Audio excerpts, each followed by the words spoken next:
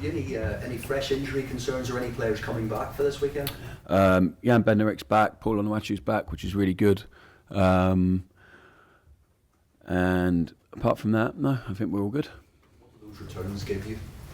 Well, just something different. In Yanni, obviously, a lot of games played for us, a lot of trust. He's been a very, very good performer in our time here, including this season, actually. Leadership and courage with the ball, and Paul gives us a real alternative option to use that's different to anyone else in the squad and most people in the league, actually. So it's really unfortunate at the timing of his injury because he was in such a good place and he was going to really help us, I think, and now I think he'll help us moving forward.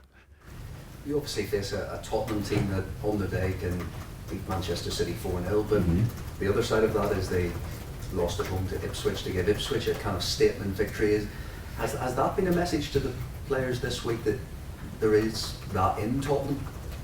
I think the message is always whatever we see, the best one for the players in preparation for this game. So we'll try and approach every game to try and win it, try and be ourselves, to try and have as much of the game as we possibly can on our terms.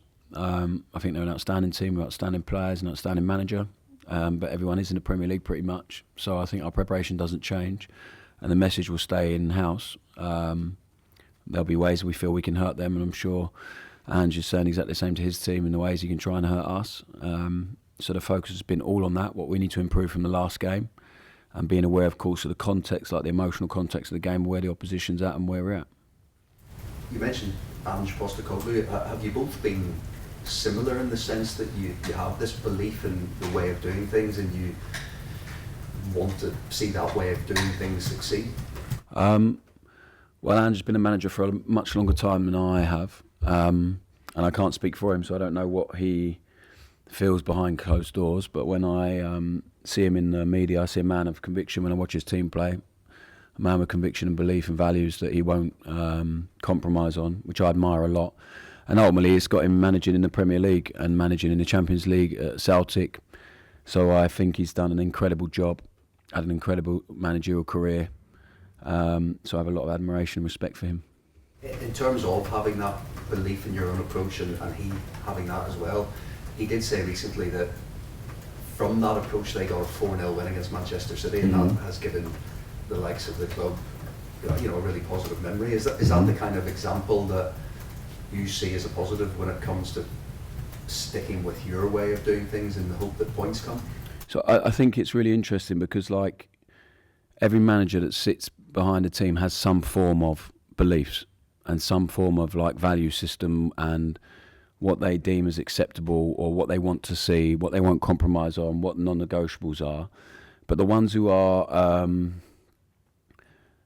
only criticised are the ones that are a little bit different from the norm. So if we all believe the same thing, I think it'd be pretty boring, and I think it would be, but it would be less open to criticism. I think his team is brave, it's aggressive, they've been really unfortunate with injuries. It's so similar to Graham Potter when he went at Chelsea. Everything he got praise for and credit for at Brighton, he then got criticised for at Chelsea. So he went from being calm, studious, really brave in his approach at Brighton to then managing a team with a different expectation, and then all of a sudden he didn't show enough passion on the sideline and was too emotionally consistent and all this nonsense. So it's exactly the same with Ange. I watched a lot of his Celtic team. They were brilliant.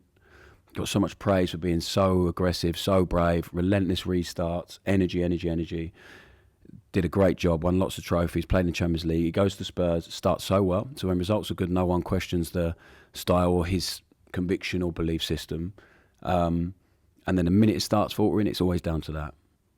But I'm pretty sure, and I'll get criticised for the same thing about being stubborn and all that stuff. But if you believe in something and it's taken you a certain way in life, on a certain pathway and journey, then to deviate too far from that, I think is crazy. So, but we're also, I'm pretty sure, I can't speak for him, we are adapting. We adapt shape, we adapt approach, we adapt personnel, but with the same consistency in what's really important for us, with the same concept of the game, the same. So we can't deviate too far from that, otherwise we become nothing really. So yeah, I don't know. I think everyone's just quick to criticise these days, and I have a lot of respect for him. Because I know Jimmy Carragher this week was talking about Postecoglou's plan A. I put my coat on, mate, Reigns, as well, by the way. So, but like plan A and plan B, they don't need to be like miles apart. So this is the concept that we all get completely mixed up. So like plan A is to play this way. Plan B doesn't have to be a million miles over here, because then it would be crazy. So then you don't really believe in the plan A. That's the point. So when you have plan A, of course you need to move a little bit on certain things, but you start with a vision and a version of the game that you want as a coach. I'm pretty sure everyone does. Because if you're going into a managerial job and you haven't got an idea or a vision of the game or a concept of the game, then you probably shouldn't be in the job. So we all have one. They're all very different. I have respect for every single person that does the job, because it's incredibly tough. So there's no right or wrong. But this is where we all get mixed up. So people watch the games, and if it's not their version of the game, they're really quick to criticise. If it's their version of the game, how they played it or how they see it, they don't criticise anywhere near as much. So this is the problem. Plan A and Plan B do not need to be hugely different. Plan B is like mix it up in certain bits. Maybe you change the way you press, maybe you change the way you build up, maybe you change the shape, maybe you change the position of the players without losing the concept of Plan A. Otherwise, what's the point in having a Plan A? You just go and throw everything at it and go, work hard, lads, and we'll see what happens. So this is like, when people sit there and criticise, they wouldn't if it was their version of the game, but it's not. So we all have a different version of the game, but really understand someone's Plan A first. So if he sat down with Ange maybe for an hour, 2 hours, and I really like Jamie Carragher, by the way, it's not criticism of him, this is just a general conversation, but if he sat down with Ange for maybe 2 or 3 hours and really understood it and said, why'd you do this? Maybe it's a different idea or concept. But I just think it's really easy to sit there and criticise, and it is what it is, it's the game, innit? Do you think ultimately it does come down to points? And obviously it's more difficult for a newly promoted team, as history shows, recent history shows in the Premier League. How much belief do you have that you'll get the points from? Well, I really believe in the players. I don't. My job is to try and transmit the belief to the players that they can believe in themselves as much as I believe in them and what we're doing. I don't think they have any doubt in, when we speak and we have open conversations, the belief in what they're doing or what they're trying to be or what they're trying to do. But of course, wins help that and points help that. And like the biggest job is to eliminate the external noise. It's so difficult. So maybe at times we're the only voices telling them they're good enough. Maybe. Even family members all question. I've been there as a player. Agents, supporters, obviously, media pundits. Everyone questions if you are good enough or not good enough. So, yeah, it's being able to switch that off and zoom in and focus on what's really important. We're trying to do that as well as we can with our lads. And you have had positive performances this season? A lot, yeah. We shouldn't be on the points we are. It's incredibly hurtful and embarrassing that we're only on 5 points. We should have more. But there's been a few too many mistakes, and there's been a few too many moments we haven't managed well, and disappointments in games and setbacks. So we have to keep trying to grow as a group, grow individually, prepare the players for them moments when it's tough and what to do, and find ways to cope and manage emotionally. But they are growing and they are getting better, and we're so competitive. Went to a team in the Champions League on Saturday. There really wasn't much in the game. We make one mistake, they score. Until then, there's nothing in it. After that, there's nothing in it really. And then the last 10, 15 minutes completely changes if you then look at the game purely on the stats after the last 15 minutes when it's transitional, completely changes the context of it. So, yeah, we're not far away, and we have to just keep working, keep concentrating on the process and ourselves, and just keep trying to be better. Thanks, Russell. Good luck. Well, with the Plan A and Plan B thing, when you look around the Premier League and further afield as well, do any successful teams have a vastly different Plan B to Plan A? I don't think so. I'm not sure how you can. So I don't think any teams deviate too much. And a lot of the time when people, so like, we got a lot of praise for winning the playoff final with a different plan. It wasn't a different plan. We just scored early and then emotion took over, and we happened to do a lot of work on defending when if we were in front for the last 10 minutes, we just did it for a bit longer than we probably would have liked to, because the emotion of the game took over. So, and they kept asking me after, it's a tactical master plan. No, the game went to plan really, really well till about 60 minutes. Then after that, the emotion took over, the heavy legs took over, but the lads dug in and they stuck to the principles out of possession. So the plan was the same, the feeling was very different, and the context of the game was very different, so you have to adapt, and that's my point. So plans can be flexible and adaptable without losing what you are trying to do. And I don't see any team having one plan and then going completely different, but every team is different. I think that's what makes it exciting and makes it interesting. One of the big criticisms of Tottenham against Chelsea was that they went 2-0 up and were flying, and perhaps should have stepped back, take stock, whatever cliche you want to use. How much of managing a game in that moment is down to the players on the pitch? How much is down to the dugout and the messages you and your colleagues? I don't know what the message was. So I think if a plan's really good to get you in a position where you're 2-0 up, but then obviously teams make change. We had this against Leicester earlier on in the season. We went 2-0 up in a really good place. They made a change. We didn't adapt quickly enough as a coaching staff. Then as players, we didn't adapt quickly enough to the emotional context of the game and the temperature going up. Then we had to send it off and it completely changed. So I don't know what the message was for the Tottenham team at that point. But I think a team's always better off having a next goal mentality rather than trying to defend the lead and trying to get in front. Again, depends on the makeup of your team, right? Some teams are set up to score a goal and then defend, and if that's them, that's good. If you're not set up to do that, then I think you should try and attack and get the next goal. After the Villa game, you made a reference to the fans, or some fans' reaction to a long ball by the goalkeeper, and that comment has been debated, dissected, interpreted, misinterpreted. What did you mean in that moment? Well, I don't know how it's been interpreted. I don't know how it's been dissected. What I meant was in the last couple of games at home and away, we're playing a different goalie that's played. He's playing his third Premier League game. Second, maybe, I don't know. Alex played with half an injury. But like the ironic cheer when it gets kicked long, and I understand it, some people get frustrated when we make a mistake near our own goal, but this is my point about having plan A. We're not set up to kick it long, really, unless it's on our terms. So when we kick it long, no problem. If we're doing something that we've worked on and we've planned and we recognise there's a spare man or there's space to hit, but the goalkeeper kicked it under no pressure because of the scary moment just before. He kicked it to one of our smallest players against one of their biggest ones, and 10 seconds later it's in our goal, but our fans cheered ironically. So that's all it was. It wasn't a criticism. It was just to make people really aware of, like, I'm trying to help the goalkeeper, the teammates are trying to help him. We should all try and help him and the team at that point. So I didn't mean it in every way that. I always try and put the game into context, and that happened in the game. So we had a scary moment. I think there was a lot of angry people at that in our fan base, and then they cheered when we kicked it long. But my point is like, it's fine cheering it, but understand what comes of it afterwards. And that's it. The fans have been amazing since I've been here. Everyone I bump into in the town has been amazing. I said that. There's no criticism of the fans. It's not us against them. We're all together. But all I'm asking for is, like, we're all together all the time, which is really tough because it is not a lack of effort from the team at all. So I think aim it at me, no problem. But when the goalkeeper kicks it long, I don't think it's the time to cheer, ironically, really. But that's my opinion. But I love our supporters. I love being here. I'm sure I'll get criticised again. But you asked me the question, I have to be honest. In terms of goalkeepers, is there any update on? Yeah, McCarthy's back fit and Rambo's very close. So Rambo may be the Liverpool game, if not the Fulham game after that. And just one other player. Joe Aribo been a little unlucky not to start more games recently? He played brilliantly against Chelsea, put in a massive physical effort, and then didn't start against Villa. But he's right in contention for the way he performs when he does come on the pitch and when he plays. Thank you. Rob?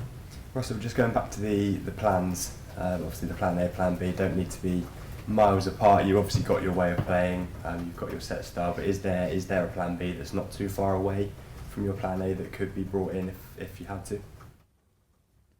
Yeah, I think we've adapted and tweaked quite a bit.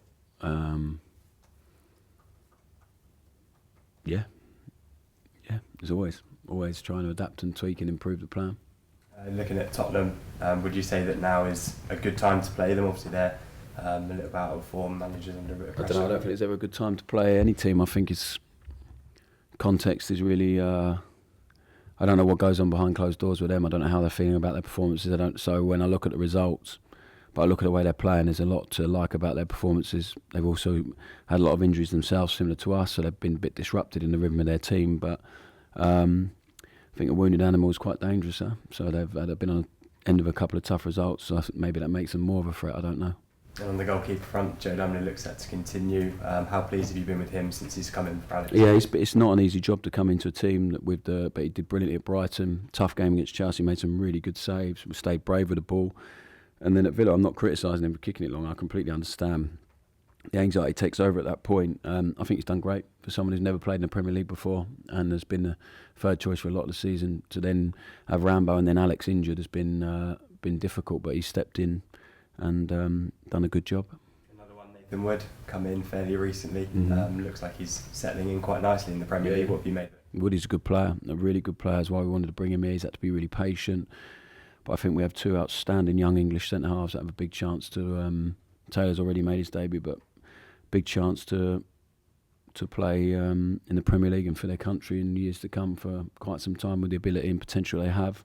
They get on really well, which helps. They push each other. Woody's had to be so patient, but I've loved his attitude to keep training and work. I was so keen to bring him here because I understand him very well as a person. We have a very good relationship. There's been some tough conversations this year, but he trusts us and we trust him, and I'm really pleased. That's a message to the rest of the group as well. If you stay ready and you respond in the right way, because you should be disappointed in not playing, but when you train properly and stay ready, that's what can happen. And just lastly, home game on Sunday, of course, they're always important when you're scrapping for points and needs the fans to be on side. Have you got anything you just want to say to them to sort of reassure them a little bit? No, I think the fans, honestly, like I said earlier, have been brilliant since I've been here. Even at Chelsea, I think they were great. They stuck with the team during a difficult time. I think that's all I can ever ask. I think if I'm a supporter, all I ever want to see is like the players are trying and giving everything, which they are, and they're fighting. It's not a lack of that effort, and I think, it'll be what it'll be. We have to just keep fighting and keep working, and we are going to need them. We're going to need the supporters. So it's up to us to give them something to feel positive about, to be happy about, to bring the right energy, to help create the atmosphere in the stadium, and I understand their frustration at the moment, because I'm not convinced anyone will be feeling more frustrated than I am at the minute. So yeah, they've been brilliant for us since we've been here. That's all I can ever ask is that they support us. And I said at the start of the season, it's not going to be easy. It's going to be tough, and we're all going to have to stick together through some difficult periods. This is one, and I hope we all do stick together, because if we can all get through this together and come out the other side, I think the rewards and the growth for their team and their club will be huge. Okay, we'll move on to 10:30. Alfie. Cheers, John. Paris. I don't know if you mentioned, sorry if I missed it, do you update on Adam Lallana and how he is? Yeah, sorry, he's back in the squad. I missed Adam. Yeah, he's training, so that's good news. He's back in. Excellent. All three teams who've been in this position before the Premier League have gone on to finish bottom. Mm-hmm. Does these next 4 matches, maybe 5 matches before the new year, do they feel decisive for you? I think it's a massive period for us, for most teams, over like December, Christmas. We need some points on the board to really give ourselves a chance of getting a bit of help in January and then really kicking on from there. I do believe the team is getting better and growing, but we have to get the results to reflect that and show that now. And I think there's no one in here believing that everything's decided and we can't do it. I really believe we can do it and surprise everyone and be the first team to do that. So we just have to keep on working. I think the stats going around is that it's 10 errors directly leading to goals now. You've only scored 11 all season. Do you just simply need that risk and reward ratio just to flip and then flip now? Yeah, so like a lot of them early on in the season, and some of the mistakes are just not what we work on. So it's just emotion, it's a bit of tension at times or whatever it is, and then we get punished. So I think we've missed too many chances, or we missed too many opportunities to break the rhythm of the game. So we have to get a balance right. We have to find a balance, and yeah, you're right. We have to get more rewards. So like people talk about us making mistakes, playing out and all that. We stole the ball off Aston Villa 4 times in their final third. We're in their box 3 out of them 4 times on the first pass, and it doesn't come to a shot. I think Ryan Manning gets a shot block, which is going on target and going to force Martinez into a save. And when that's against us with the opposition, if they steal it, that's it. They're going for the jugular. So we have to have more of that intent. I think intention is everything. So if we're playing out, we're really playing. Don't get caught in between. If we're not, then we're playing forward and we're running forward. And if we're pressing and hunting, we're doing it to try and score, not for any other reason. So yeah, I think the message to the players has been really clear. I think they've really taken it on board. I've really enjoyed the work we've done this week. A lot of it been focusing on that, about being more aggressive in the opposition half to go and score and try and make them defend. So, yeah, we'll see. I know you said that the message for Sunday will stay in-house, and fair enough. But given everything that's going on, maybe a little bit of frustration, negativity in the fans, playing at home against a team with a lot of injuries. Maybe is it as simple as just taking the game to them straight away, attacking that high line and getting some shots off as early as you can? Yeah, I think the way we started against Chelsea was great. The way we started against Man U was great. We've started games brilliantly, and then it's all turned on the first setback or the bit of disappointment in the game. So we have to try and draw blood first, I think, is the simple solution and answer.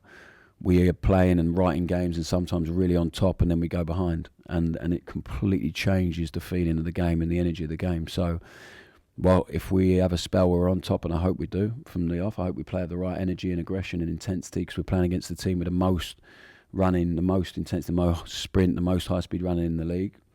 So we have to try and match them for every bit of that, and make the best of those moments. Because we've had so many moments in the Premier League, more moments I think than the players believed they would have at the start, maybe more than the supporters thought we would have, in terms of when we play, we really play and we cut people open, but we don't have enough to show for it, and we haven't been in front enough for some of the level of performance. So we have to try and draw blood first. We're not going to sit there on Sunday and try and soak it up and try and grind it. We're going to try and take the game to them as much as we can.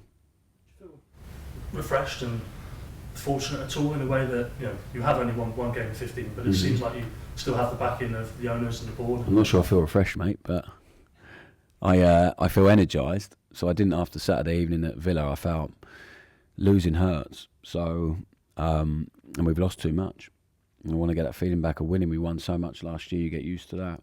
We haven't done it enough this year, but I feel energised by the response from the players and the staff. And when I come in the building, I feel nothing but love and support from the people here, all the staff, everyone from the chefs in the kitchen, the kit people, the coaching staff, the players. So as long as I feel that, I'll have the energy to keep working and keep trying to be better and keep trying to improve. And we have so much to improve on. I'm still so excited about the group and what they're capable of and how much we can grow that group. And I will keep doing that until I'm told I'm not wanted to. Just finally for me, if I can, you mentioned I think a couple of months ago now about maybe giving Tyler Diblin a new contract. Has there been any progress on that? And also, he's on a deal till 2026 right now, but I believe there's an option to extend that 1 year. Is that something the club can just do? Yeah, I think so. I think there is an option that we can extend. I don't think we want to do that. I think we want to reward Tyler for his performances. And I spoke to Tyler's mum and dad about it. I spoke to Tyler, but then I'm not involved in any negotiations. Then it's down to Phil and the gang and the owners and Tyler's agent, and I think that's where it gets tricky. So I don't have any news for you on that. We have offered him a contract, what I believe is a really good contract for someone his age, but at the minute I don't think his agent agrees. So that's where we're at. I think Tyler wants it done. I think Tyler's parents want it done. So we'll see how long that takes. But Jordan told me some rumours about Man United wanting to bid 21 million. I'm not sure I'll get his left foot for that, but.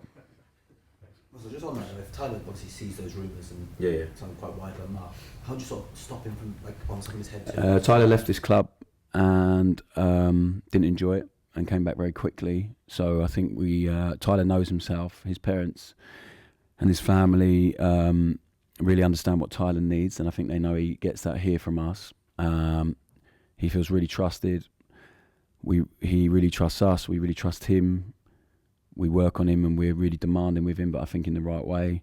And I think Tyler knows he just needs to keep playing and getting better. There's a lot he can improve on. He needs more goals and assists for the quality he has.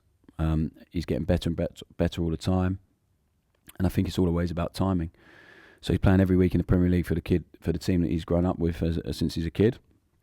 And I don't think there's many things better than that. So, and also he's not easily distracted. He loves football. He's the most relaxed boy ever, laid back.